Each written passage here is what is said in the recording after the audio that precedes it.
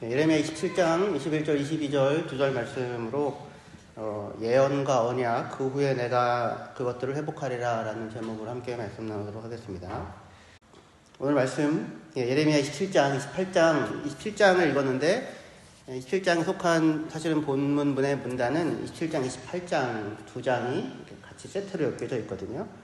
근데 이 본문은 유다의 마지막 왕인 시드기야 통치 4년에 있었던 예레미야의 예언적인 퍼포먼스를 다루고 있는 말씀입니다.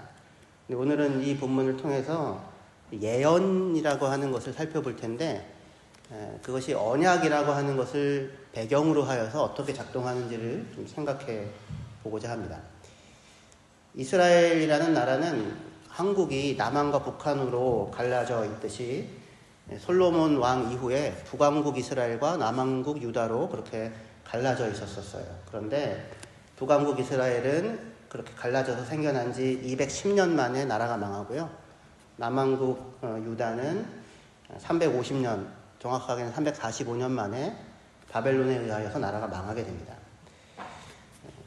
애굽에서 종로로 타던 백성을 하나님이 해방하셔서 시내산으로 데리고 나와서 언약을 맺고 그들을 언약 백성 삼고 그들을 인도하여서 그들에게 주기로 약속하신 땅으로 들여보낸 때를 기점으로 하면 BC 1400년 정도라고 생각한다면 언약 백성 이스라엘은 한 800년간 지속되다가 결국에는 망하여서 온 땅으로 흩어지게 됩니다. 그들과 맺은 하나님의 언약을 이스라엘이 끝끝내 배반하고 그 언약을 깨뜨렸기 때문입니다. 따지고 보면 이스라엘은 하나님과 언약을 맺은 그때부터 언약 배반의 결과로 나라가 망할 때까지 하나님과 맺은 언약에 충실하기보다는 사실은 늘 주변 나라의 신들을 기웃거리고 언약을 저버린 채 무수히 범죄하며 살아왔었습니다. 그런 이스라엘 백성을 하나님은 때로는 징계하시고 때로는 위로하시면서 800년간 그들의 하나님으로서 그들과 맺은 언약을 지켜왔는데 그런데 이스라엘은 끝끝내 하나님을 거부합니다. 그래서 그 결과 그들은 언약적 저주를 따라서 나라를 잃고 온 땅을 흩어지게 되었어요. 우리가 구약과 신약이라고 우리가 성경 부르잖아요. 성경에 대해서. 근데 사실은 이것은 옛 언약, 새 언약이라는 것을 뜻하는 말입니다. 오늘 언약에 대해서 살펴보려고 사실은 하는데 우리가 새 언약에 속한 백성이라고 하는 것이 무엇인지 잘 인식하지 않은 채 사실은 지금 살아가고 있는 것 같아요. 근데 성경은 언약이라고 하는 방식으로 하나님이 자기 백성과 관계를 맺으신다고 말씀하십니다. 근데 우리는 상대적으로 그게 무엇을 의미하는지 생각이 없죠. 생각을 하지 않고 그냥 신앙생활을 해온 편입니다. 어떤 사람의 관계를 언약으로 유지하는 대표적인 경우는 결혼이에요. 결혼할 때는 혼인서약, 언약을 하잖아요. 그렇죠? 평생토록 검은 머리가 헛머리가 될 때까지 아끼고 사랑하겠나이다 이런 거. 박조 형사님 이거 했죠? 근데 일반적으로는 이런 언약을 맺고 서로 사람이 사람과 관계를 맺고 살지는 않죠. 신뢰했다가 배반 당했다. 이렇게 이런 나름의 관계를 맺으면서. 그런데 하나님은 자기 백성과 공식적인 어떤 언약을 맺어요. 결혼과 같은. 그리고 그 안에서 관계를 계속 유지해 가거든요. 우리는 근데 사실은 그 내용이 무엇인지를 잘 생각하지 않은 채 신앙생활을 해온 편입니다. 오늘 설교를 통해서 예언이 작동하는, 하나님의 말씀이 작동하는 환경이 되는 언약이 무엇인지를 확인하고 우리 신앙의 터전을 좀 굳건하게 다졌으면 좋겠습니다. 성경은 하나님께서 언약이라는 방식으로 자기 백성과 관계한다고 말씀하십니다. 그래서 이스라엘을 언약 백성이라고 불러요. 언약 백성. 출애굽기 24장에 이스라엘은 시내산에서 언약의 피로 언약을 맺고 하나님의 언약 백성이 됩니다. 그래서 그렇게 하나님과 언약이, 조약이 또는 계약이, 약속이 체결된 결과 그들에게 일어난 아주 중요한 변화가 하나가 있는데 그게 뭐냐면 그들 가운데 성막이 세워졌다는 거예요. 왜냐하면 성막은 하나님의 언약 백성 가운데 하나님이 거하시는 처소거든요. 그러니까 언약이라고 하는 것은 하나님이 나는 그들의 하나님이 되고 그들은 나의 백성이 된다. 이게 언약이에요. 하나님이 우리의 하나님, 우리는 그의 백성. 근데 이게 언약의 내용이라면 그들의 하나님은 어디에 계셔야 됩니까? 어디에 사셔야 돼요? 저기 딴 데서 가서 사시면 안 되잖아요. 그들의 하나님이니까. 그러니까 그들 가운데 거하셔야 되겠죠. 그럼 그들 가운데 거하시기 위해서 뭐가 필요해요? 성막이 필요한 겁니다. 성전이 필요하고. 그래서 그것이 언약이 있기 때문에 성막 또는 성전이 지어질 수 있게 돼요. 한편 이 성막은 자기 백성 가운데 거하시는 하나님의 처소이고요. 다른 한편 이스라엘이 이 언약 안에 계속해서 머무를 수 있도록 허락하신 하나님의 은혜의 통로였어요. 왜냐하면 이스라엘이 항상 언약을 잘 지킨 게 아니라 범죄하여서 그 언약적인 관계가 위협을 받는 일이 얼마든지 일어났었거든요.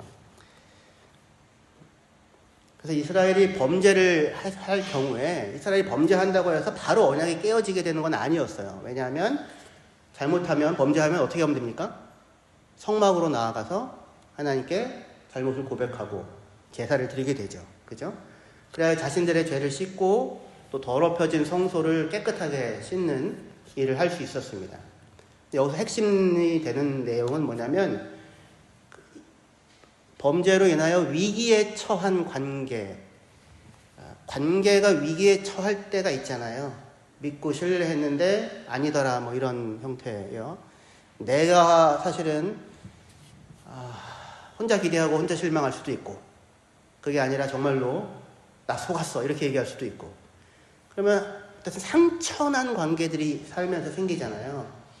그죠? 그걸 그냥 내버려 두고 사는 거는 고통스러워요. 그러니까 이게 상처난 관계가 어떻게 해서든지 회복이 되어져야 하잖아요. 그죠? 그 회복을 위해 허락된 것이 성막이고 제도였던 거예요. 그래서 핵심은 성막과 제사의 핵심은 뭐냐면 위기에 처한 상처난 그 관계를 회복하는 것인 겁니다. 속죄의 제사가 필요한 이유는 화해, 곧 관계의 회복을 위함이고 그리고 제사를 통해 성소를 씻게 되는데 그 성소를 씻게 되는 이유는 그렇게 해야 거룩하신 하나님이 지속적으로 그들 가운데 거하실 수 있기 때문이에요. 성막과 제사는 연약한 우리가 인간이 연약한 이스라엘 백성이 언약관계 안에 계속해서 머무를 수 있게 하는 하나님의 은혜의 방편이었습니다. 그러니까 한번 잘못했다고 바로 쫓아내거나 그러지는 않으셨다는 거죠. 언약은 그런데 그렇다고 하여서 성막과 제사가 있지만 제사를 드리면 자동적으로 유지되는 그런 건 아니에요. 말씀을 따라 살아가야 하고요. 다시 얘기해서 하나님을 신뢰하고 하나님과 동행하는 삶을 살아가야 하고요. 그렇게 할 때 계속해서 유지되고 지켜지는 것입니다.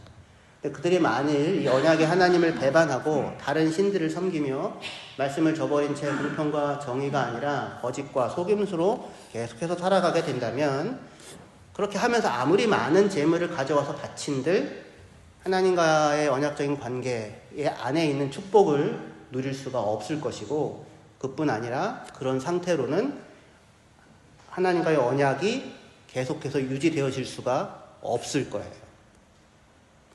제사를 드린다는 것은 물론 하나님과의 관계 회복을 위해서 주어진 것이지만 제사가 무슨 속죄 기계 이런 거 아니에요.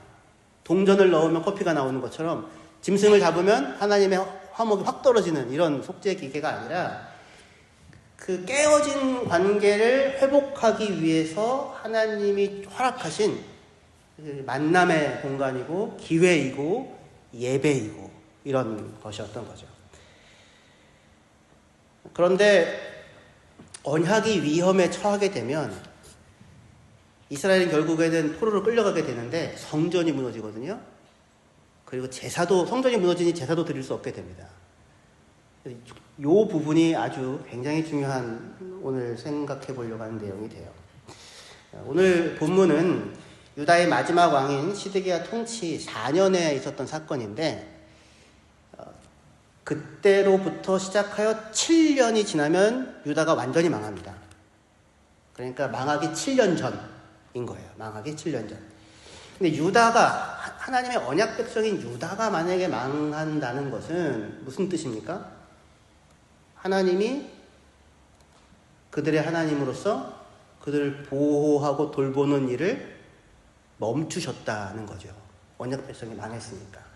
그리고 그 하나님이 그들을 보호하고 돌보는 일을 멈추셨다고 하는 증거가 뭐냐면 무너진 성전이고, 그리고 더 이상 드려질 수 없는 제사가 되는 거예요. 언약이 먼저 있어야 돼요. 언약이 먼저 체결되면 그것에 근거해서 하나님이 그들 가운데 거하신다고 하는, 그들의 하나님이니까 그것을 나타내는 처소인 성막 또는 성전이 지어집니다. 그리고 그곳에서 언약 관계의 가장 큰 축복이라고 할 수 있는 하나님을 향한 예배가 이루어지고요. 범죄하였을 때는 죄로 인해 하나님을 괴롭게 한 일에 대해 자신들의 죄를 고백하고 성소를 정화하는 제사를 드릴 수 있었습니다. 그리하여 손상된 관계를 다시 회복할 수 있었어요. 그런데 언약 백성인 유다가 망했을 때 성전도 무너졌고요. 완전히. 그러니 제사도 멈춰지게 됩니다. 언약 관계의 파괴를 의미하는 거죠. 제사를 드리고 싶어도 제사를 드릴 수 있는 성전이 사라졌고요. 이스라엘은 약속의 땅 자체를 떠나서 흩어지게 됩니다. 언약이 있어서 언약에 근거하여 언약에 대한 어떤 회복, 상처난 관계를 회복할 수 있는 그런 기대가 가능하려면 성전과 제사가 유지되어져야 되잖아요. 최소한 속죄의 일이라도 지킬 수 있는 성전이 존재해야 합니다. 그래야 나아가서 자신의 죄를 고백하고 하나님의 용서를 구할 수 있을 것입니다. 그런데 성전이 무너졌다면 그러면 더 이상 회복의 소망을 가질 수가 없는 거예요. 그렇기 때문에 무너진 성전이 다시 혹시 재건된다면, 무너진 성전이 혹시 다시 세워진다면, 혹시 그런 일이 일어난다고 한다면 그거는 언약의 회복과 관련하여 어마어마하게 중요한 사건이고 중요한 신호가 되는 겁니다. 우리가 믿는 복음에 따르면 누가 성전이에요? 예수 믿는 우리가 성전이죠. 우리가. 하나님이 우리를 성전 삼으십니다. 새 언약을 맺으셔서요. 예수님의 죽음과 부활로 말미암아. 오늘 여기까지 이야기를 할 수 있었으면 좋겠습니다. 지금은 아직은 시드기야 4년이고요. 망하기 7년 전이에요. 아직은 뭐가 있어요? 성전이 있어요. 아직은. 그리고 아직은 성전에서 예레미야가 와서 하나님의 말씀을 전할 수 있습니다. 그리고 아직은 성전에서 제사가 드려지고 있어요. 그런데 문제는 지금 현재 그때에는 이미 성전이 성전으로서의 기능을 완전히 상실한 상황 가운데 있었다라고 하는 거예요. 왜냐하면 제사를 드리긴 하지만 제사를 드리는 자들의 손에 불의가 가득했기 때문입니다. 그래서 예레미야는 너희가 예배하는 이 장소가 성전이라고 하는 거짓말을 믿지 말라라고 하는 말을 여러 차례 반복해서 이야기하게 돼요.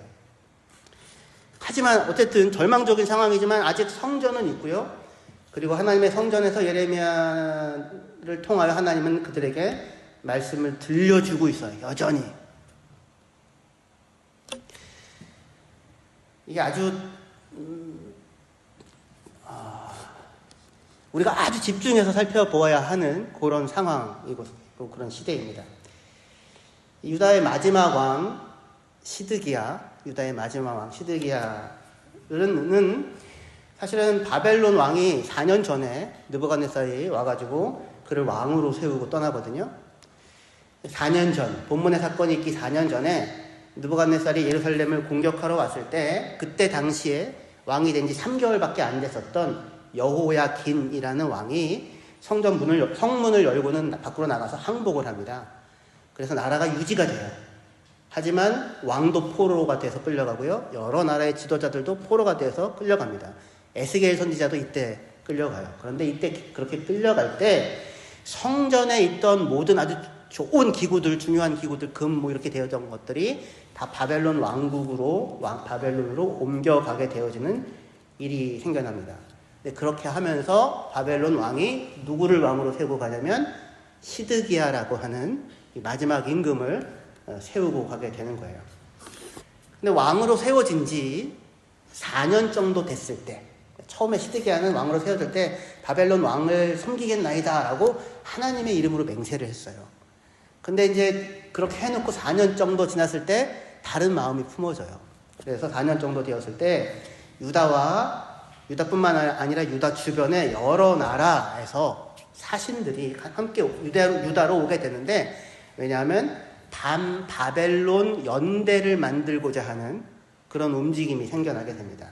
그래서 유다 왕궁으로 유다 주위의 여러 나라에서 파견된 사절들이 오게 돼요. 그렇게 모여든 여러 나라 사절들을 향하여서 하나님은 예레미야를 보내어서 일종의 예언적 퍼포먼스를 하라고 합니다. 뭘 하라고 하냐면 멍에를 만들어서 메고, 여러 멍에를 만들어서 메고 와가지고는 그거를 맨 채로 여러 사절들에게 하나님의 말씀을 전하라고 해요. 예레미야 27장 8절입니다. 여호와의 말씀이니라 바벨론 왕 느부갓네살을 섬기지 아니하며 그 목으로 바벨론 왕의 멍에를 매지 아니하는 백성과 나라는 내가 그들이 멸망하기까지 칼과 기근과 전염병으로 그 민족을 벌하리라. 그렇게 얘기하고 있습니다. 바벨론 왕의 멍에를 메고 섬겨라, 이렇게 되는 거예요.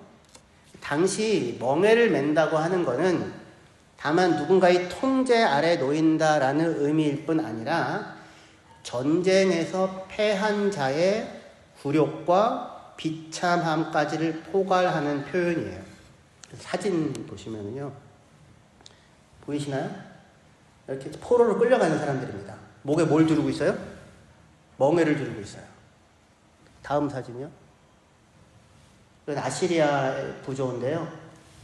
꿇어 앉아있는 사람 있잖아요. 그 뒤에 병사 둘이 딱 이렇게 몸을 누르고는 뭘 씌우는 거냐면 멍에를 씌우는 거예요. 이렇게 해서 멍에를 씌우고 뭘로 데려가요? 포로로 끌고 가는 일을 하는 겁니다. 이미 유다는 2차례나 포로를 겪었어요. 1차 포로, 2차 포로. 마지막 3차 포로는 7년을 남겨두고 있는 상황이긴 한데요. 이미 2차례에 걸쳐서 유다가 포로됨을 겪었고요. 다시 얘기해서 멍에를 맨 채로 바벨론의 포로로 끌려가는 경험을 했던 거예요. 그런데 예레미야는 목에 뭘 두르고? 멍에를 두르고 이방 사절단들을 찾아와가지고는 너희 어떻게 하여라? 멍에 메고 바벨론 왕 섬겨라. 이런 얘기를 하는 겁니다. 받아들이실 수 있으시겠어요? 또 사실은 이것이 당시의 냉정한 판단이에요. 당시의 정세를 냉정하게 판단한다면 그의 통치 아래 순복하는 것이 그나마 살 수 있는 길입니다. 하지만 멍에를 메고 원하지 않는 대상을 섬기는 것을 기꺼워할 사람은 한 사람도 없잖아요. 그래서 답이 보이지 않는 미래를 논하면서 그들은, 여러 나라 사람들은 사절들이 모여서 자신들이 원하는 대로 모든 일들이 이루어질 것이라고 들려주는 어떤 예언가나 복술가들의 말이 있다면 그게 너무나도 절실하게 필요했었을 것입니다. 근데 그때 예레미야가 와가지고 하는 말이, 복술가들이 아무리 너희에게 희망적인 미래를 그려준다고 해도 그 말을 믿지 말아라. 그들의 말을 듣고 바벨론 통치에 순응하지 않는다면 너희의 나라는 칼과 재앙과 전염병으로 완전히 황폐하게 망할 것이다. 그렇게 얘기를 하는 겁니다. 이방 나라 사람들이 미래를 알기 원할 때 점을 치게 될 텐데, 점을 치거나 이방 나라 사람들이 복수를 의지한다고 한다면 원하는 이야기를 들려주길 바라며, 이스라엘에서는 누가 이런 역할을 하게 되냐면 예언자들이 알 수 없는 미래를 앞두고 있는 사람이 어떻게 마땅히 행해야 하는지를 알려주는 자, 그들이 예언자였고 그 예언자들이 있었습니다. 그런데 여기 성경이 말하는 예언자는, 이방 나라는 복술자가 있었고요, 성경은 예언자가 있었는데, 그런데 예언자는 복술자들처럼 앞날 알아맞히기를 하는 사람들이 아니에요. 우리가 보통 예언이라고 하면 어떻게 생각이 됩니까? 앞으로 무슨 일이 벌어질 거야, 이런 얘기를 얘기하는 게 예언이라고 생각되죠. 그죠? 근데 여기 성경이 얘기하는 예언자는 그런 의미가 아니고요. 영어로는 프로펫이라고 하죠. 프로가 뭐뭐 앞에서라는 뜻이고, 펫은 말한다는 뜻이에요. 근데 우리는 이거를 앞서 말한다라는 형태로 생각해서 예언한다라고 이해하곤 하잖아요. 그렇죠? 근데 성경이 얘기하는 프로펫은 그런 앞서 말한다가 아니라 하나님 앞으로부터 부름을 받아 하나님이 들려준 말을 하나님 앞에서 받아서 그것을 가지고 백성들 앞에 전한다라는 의미에서 앞서 말한다예요. 무슨 이야기인지 아시겠죠? 그렇죠? 이방인 복술가들은 앞날을 알아맞히고자 간이나 동물의 장기나 새가 나는 모양을 이용하여서 점을 쳤어요. 하지만 이스라엘에서는 이런 행위가 엄격하게 금지가 되었습니다.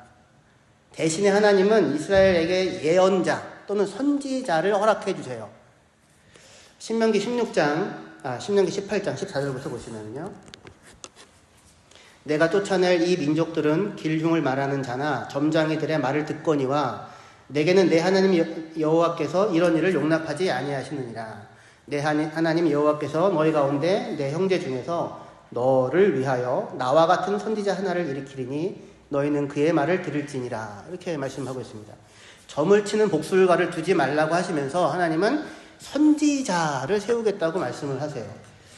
이방인들이 자신들의 앞날을 복술을 통해서 미리 알아맞히고자 한다면 하나님의 백성은 선지자의 말을 듣고 예언자의 말을 듣고 자신들이 마땅히 나아갈 바를 살아가야 할 바를 정해야 한다고 말씀하시는 거예요.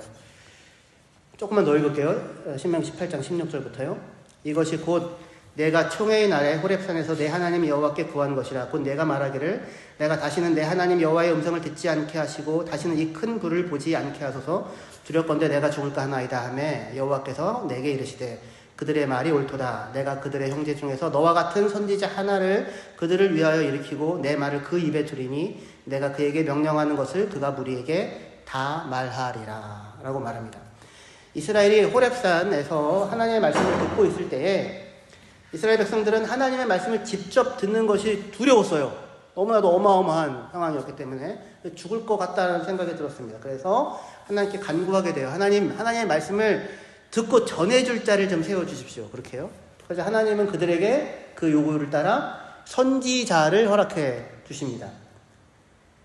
그리하여 선지자들을 통하여 하나님의 말씀을 무리와 백성들에게 전하는 거예요. 그러니까 다시 말해서 선지자는 누구예요?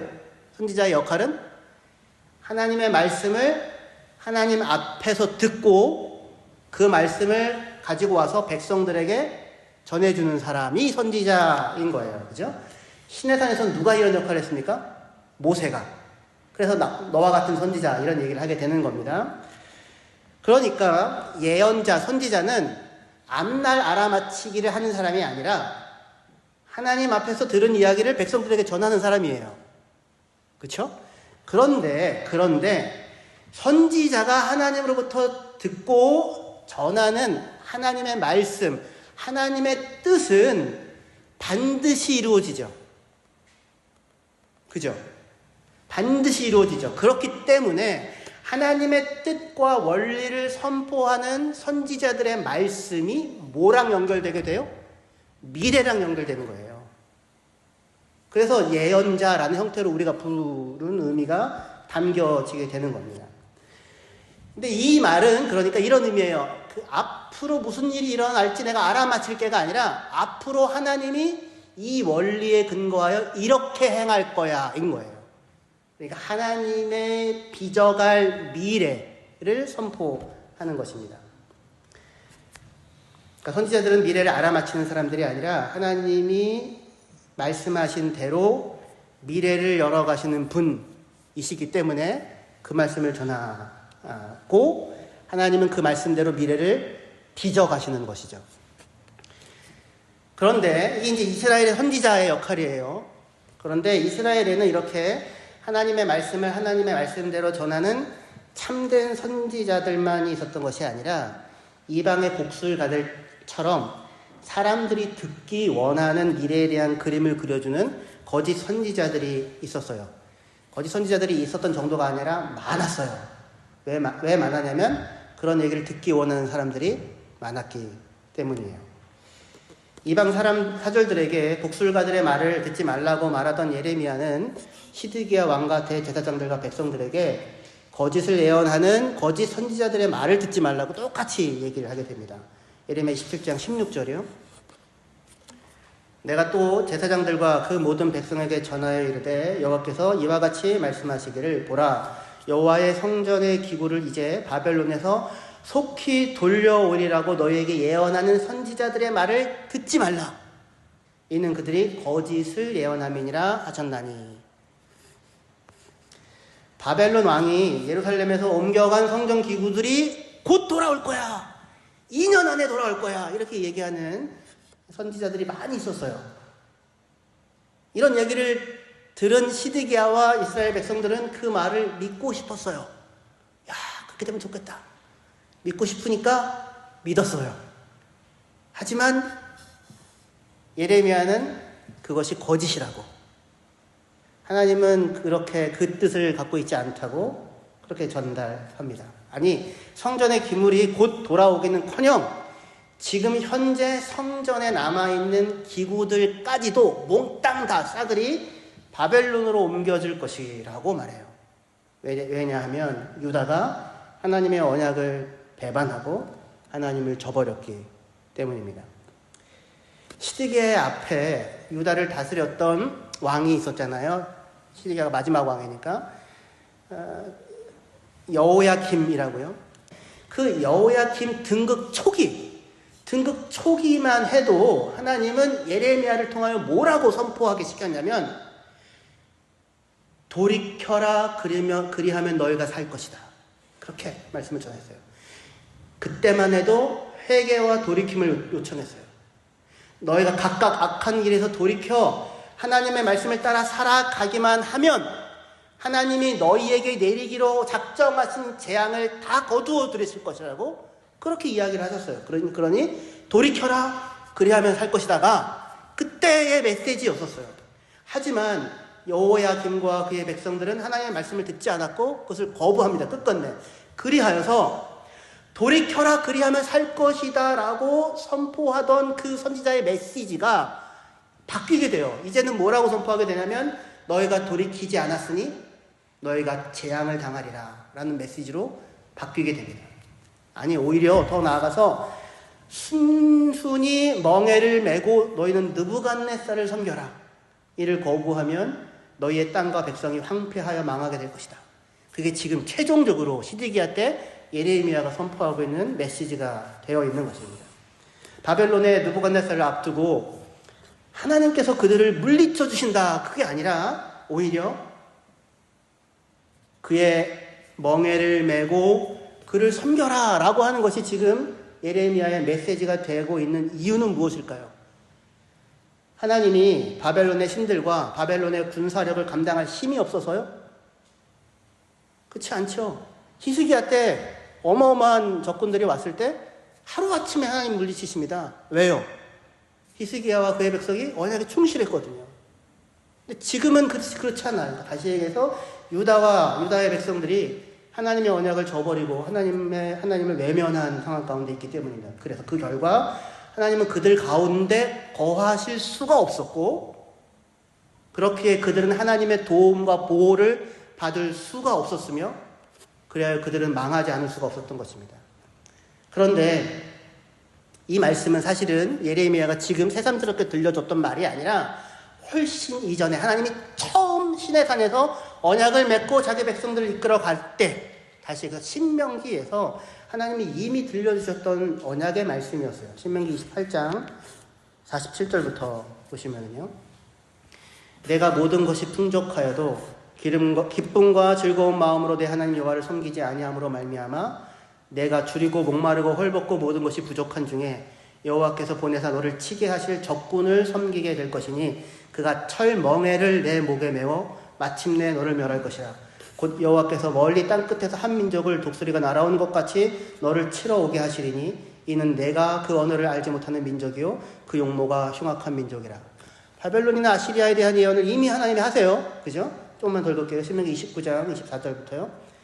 여러 나라 사람들도 묻기를 여호와께서 어찌하여 이 땅에 이같이 행하셨느냐 이같이 크고 맹렬하게 노하심은 무슨 뜻이냐 하면 그때 사람들이 대답하기를 그 무리가 자기 조상의 하나님 여호와께서 그들의 조상을 애굽에서 인도하여 내실 때에 더불어 세우신 언약을 버리고 가서 자기들이 알지 못하고 여호와께서 그들에게 주시지도 아니한 다른 신들을 따라가서 그들을 섬기고 절한 까닭이라. 이러므로 여호와께서 이 땅에 진노하사 이 책에 기록된 모든 저주대로 재앙을 내리시고 여호와께서 또 진노와 격분과 크게 통한하심으로 그들을 이 땅에서 뽑아내사 다른 나라에 내던지심이 오늘과 같다 하리라. 그러니까 예레미야가 전하는 메시지는, 그러니까 예언의 말씀은 새삼스러운 게 아닌 거예요. 이미 800년 훨씬 전에 하나님께서 신명기에서 세워놓으신 하나님의 뜻이고 원리였었던 겁니다. 너희가 언약을 잘 지켜 행하면 너희가 복을 받고 내가 너희 가운데 거하고 내가 너희 하나님이 되고, 너희가 그 언약을 배반하면 너희가 마침내 포로로 끌려가서 망하게 될 것이다 라고 하나님이 이미 약속해 놓으셨던 것입니다. 그런데 그래서 그 하나님의 약속을 신명기를 근거하여서 예레미야가 예언의 말씀을 하잖아요. 그렇죠? 근데 그렇게 성전에 남아있는 기물까지 바벨론으로 다 옮겨갈 것이라고 하던 예레미야가 오늘 우리가 읽은 본문에서 이상한 말씀을 덧붙이십니다. 이상한 말씀이 뭐냐면 하나님이 옮겨놓으신 그 물건들을 다시 되돌아오게 하실 것이라는 것에 대한 말씀이에요. 예레미야 27장 21절 계속해서 이어서 보겠습니다. 여기 하나님이 다시 되돌아오게 하실 것이다 라고 하는 걸 생각하시고 같이 읽어보면 좋겠습니다. 시작. 만군의 여호와 이스라엘의 하나님께서 여호와의 성전과 유다의 왕의 궁전과 예루살렘에 남아있는 그 기구에 대하여 이와 같이 말씀하셨느니라. 그것들이 바벨론으로 옮겨지고 내가 이것을 돌보는 날까지 거기에 있을 것이니라. 그 후에 내가 그것을 올려와 이곳에 그것들을 되돌려 드리라. 여호와의 말씀입니다. 지금 남아있던 성전의 기물들 또한 모두 바벨론으로 옮겨갈 것이라면서 철저한 파괴를 말하던 예레미야가 뜻밖의 말을 얘기해요. 그것들이 바벨론으로 옮겨져 하나님이 그것들을 돌보는 날까지 거기 있을 것이다 라는 말씀이에요. 이 말은 하나님께서 그것을 돌보는 날이 있다는 뜻이죠. 그리고 그때 하나님은 그것을 돌보며 그것들을 다시 올려와서 어디에 놓게 하겠대요? 다시 이곳에 있게 하리라. 이곳에 뭐가 있어야 돼요? 그러면 성전이 있어야 되죠. 다시 이곳 성전에 그것을 되돌릴 것이라고 말씀합니다. 아니 2년 만에 성전 기물들이 다시 되돌아올 것이라고 말하던 예언자들을 거짓 예언자라고 말하던 예레미야 자신이 때가 되면 하나님이 그것을 돌보아 성전 기물을 돌보는 뿐만 아니라 자기 백성들을 돌보시는 거죠. 돌보아 다시 이곳 성전으로 되돌릴 것이라고 예언을 하고 있는 것입니다. 그러니까 이 말은 하나님이 성전을 다시 회복하신다고 하는 말입니다. 그러니까 이 말은 하나님께서 다시 그들 가운데 거하시겠다고 하는 말씀이 되는 거예요. 예레미야도 막연한 희망을 얘기하는 걸까요? 그 또한 너무나도 살기 막막한 세상에서 그래도 붙잡고 살아가야 할 희망이 필요했기 때문일까요? 그게 아닙니다. 예레미야의 이 소망은 다만 자기의 소망에 근거를 두고 있는 것이 아니라 하나님의 약속에 여전히 근거를 두고 있었어요. 왜냐하면 신명기 말씀은 다만 그들의 포로됨에 대한 예언의 말씀만으로 끝나지 않기 때문이에요. 신명기에 주어진 말씀대로 언약을 배반한 나라가 망하고 그 백성이 온 땅으로 흩어진다면, 그렇다면 반드시 앞으로 이루어져야 할 일이 하나가 남아있어요. 그게 뭐냐면 여호와께서 포로된 자들에게 긍휼을 베푸시어 그들을 돌이키시고 쫓겨간 곳에서 다시 그들을 모아 그가 주신 땅으로 돌아오게 하신다고 하는 일이에요. 신명기 30장 3절 4절 말씀 볼게요.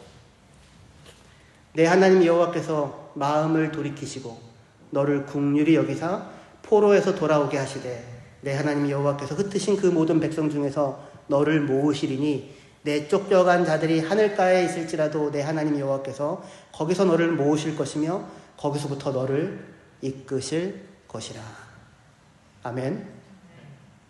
언약을 배반한 백성에 대한 하나님의 심판이 약속대로 이루어졌다면 심판으로 흩어진 백성을 하나님이 긍휼히 여기셔서 그들을 다시 모으시고 그들을 회복하는 일 또한 하나님의 약속대로 이루어질 거예요. 그렇기 때문에 예레미야가 이렇게 예언을 할 수 있는 것입니다. 이때의 회복은 다만 살아가는 장소의 회복이 아니라 성전의 회복이고요. 하나님과의 예배의 회복이고요. 관계의 회복이고요. 우리의 마음의 회복입니다. 무너졌던 성전이 다시 지어진다고 하는 것은 깨어진 언약을 하나님이 새롭게 한다는 거예요. 누구를 통하여 어떻게 하나님이 이 일을 이루십니까? 그게 새 언약이에요. 예레미야 31장 31절에서 얘기하는 예수 그리스도의 십자가의 죽음과 부활을 통하여 하나님은 새 언약을 다시 세우시고 이 회복을 이루어내실 것입니다. 이 깨어진 언약이 회복되자, 새로워지자, 새 언약이 체결되자 뭐가 가능해지냐면 성전이 세워지는 게 가능해져요. 그런데 어떤 성전이 세워집니까? 누가 성전이에요? 우리가 성전이죠. 우리를 성전 삼고 우리에게 성령을 주셔서 우리 가운데 아예 하나님이 들어와서 함께 사시는, 그래야 하나님을 언제든지 예배할 수 있는 이 어마어마한 회복을 예수 그리스도를 믿는 자들에게 허락하시겠다고 하는 것이 신명기의 말씀이고 예레미야의 예언이며 우리 안에 이루어진 일입니다. 말씀을 마무리합니다. 이 너무 긴 호흡을 가지고 결론에 도달했어요. 왜 우리는 언약을 유지할 수 없을까요? 800년 그 긴 시간을 들이고 끊임없이 하나님이 말씀하셨음에도 불구하고 이스라엘 백성이 결국은 당한 운명은 무엇이었습니까? 언약을 지켜내지 못하고 포로로 끌려가는 비참한 상황이었습니다. 그 상황을 누가 돌이키세요? 하나님께서 돌이키십니다. 하나님께서. 한 걸음도 앞이 보이지 아니하는 그 인생을 하나님이 찾아와 예수 그리스도를 통하여 십자가의 피를 흘리시고 부활로 말미암아 우리를 다시 되찾으셔서 우리를 성전 삼으시고 하나님을 예배하는 하나님의 언약 백성으로 주께서 우리를 세워가시는 것입니다. 이 하나님의 사랑이 우리를 찾아오셨음을, 그래서 우리가 그 새 언약 백성이 되었음을 기억하시고 마음껏 하나님을 예배하는 이 축복을 누려가시는 저와 여러분들 되시기를 주의 이름으로 축원합니다. 기도하시겠습니다.